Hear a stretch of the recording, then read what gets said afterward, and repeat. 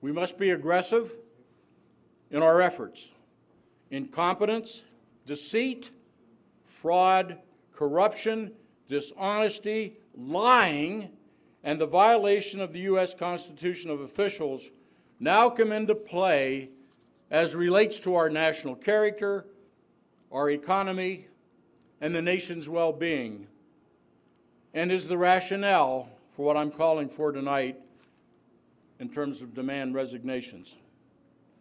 Demand resignations of derelict officials in office by the people of this country is now required, because as of tonight, we have got to set our moral compass straight.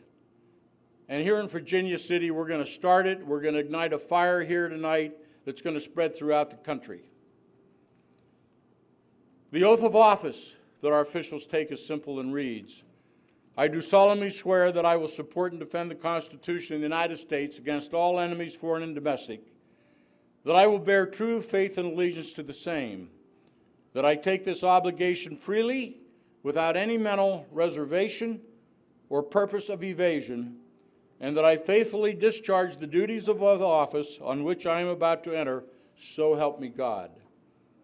Sadly, we have seen them violate their oath day after day, month after month. Fraud, lying, corruption are rampant throughout our government institutions. And some have engaged in what I call treasonous activities against the United States. And they effectively thumb their noses at us, the citizens, and have sold out to the highest bidder. The Articles of Confederation were replaced with the Constitution, which granted the federal government enough authority to cultivate, promote, and secure the blessings of liberty. The balance of authority and individual liberty was understood and retained by the states. Power was confined to that which was enumerated in the Constitution with a certain and meaningful intent for checks and balances, of which we have gone astray. Lincoln issued this warning in his inaugural address. Any people anywhere, being inclined and having the power, have the right to rise up and shake off the existing government and form a new one. This is the most valuable and sacred right, a right which we hope and believe is to liberate the world. Being a representative republic, not a democracy, rising up means other than revolution by arms. The people must rise up, stand up, my words, from the grassroots, Virginia City, Montana, as we think of the greater good of this and future generations. You have to realize we are limited in what we call the peaceful transfers of power. Resignation, death, elections, impeachments.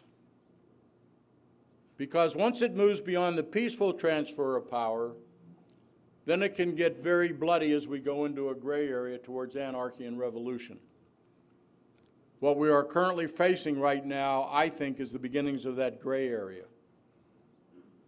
And if you go back in history and look at all the cultures, the French Revolution, any of the revolutions, the people had to go through tremendous pain in order to change.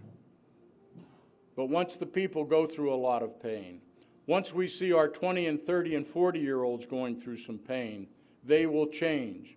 But until they feel the pain, we will not change and stand up. So I think we are facing now, when you look at the economy, we could certainly go in the tank more than it has already as we look to Europe, as we look to the threats against the United States with the number of jihadi cells that are being created.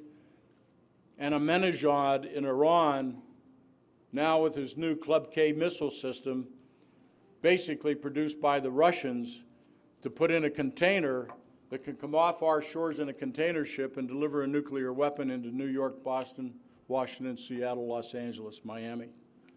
That's what they're planning, ladies and gentlemen.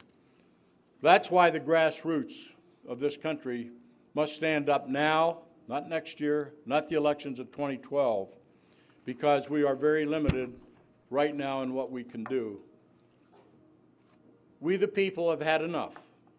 And I'm certain you agree with me. I've had enough.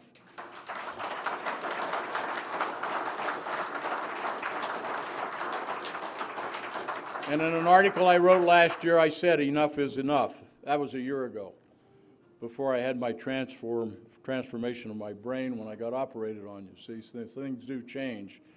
It's a spiritual awakening for me, I can assure you.